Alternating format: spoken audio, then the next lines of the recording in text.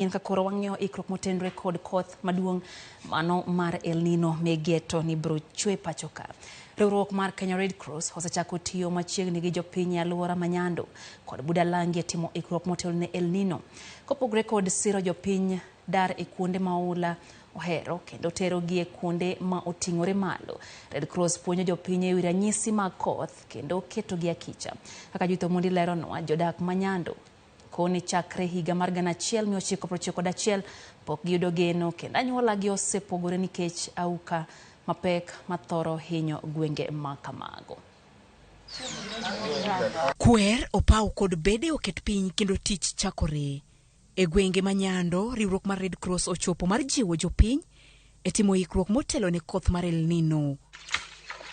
Yaula kod beto dhi nyime kata bed ni jodak maka to ywak ni kuom higni 30 pi osebedo ka ywerogi, anyuola gi osekere kendo nyithindgi mathoth oseweyo skul, to piny owacho koseloso yo maongirore mar tieko midhiro maggi. It started as early as 1961.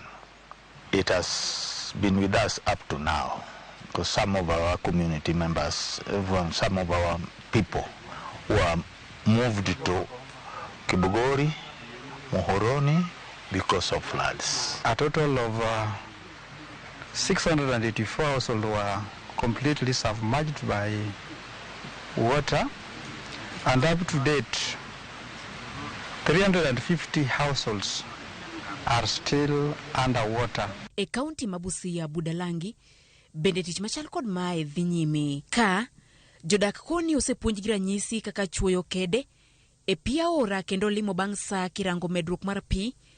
Ywak mar ogual ahinya to mabiro yodala gin moko kuom gik ma winjo nyisgi ni kinde oromo mar dar. Kujua vile maji inaongeza kupanda, huwa kuna vijiti tunaweka kwa pale mto mahali maji yapo. Baada ya masaa mawili matatu tunafanya monitoring, tutaona kama imepanda juu ama imeshuka. So hasa wakati maji imekuja juu ikiwa karibu kutoka, huwa kuna signs tunaanza kupata.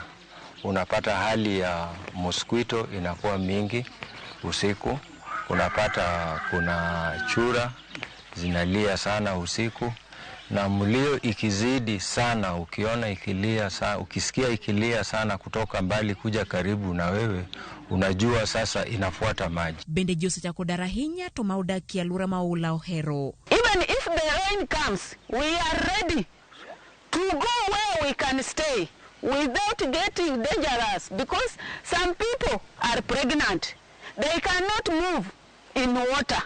But if we are prepared, early preparation, they can just go if the water has not yet come. Red Cross bende okoni e kaunti kaka Isiolo, miere maromo 400 winjo dar kendo dogie kuonde ma uting'ore gi malo.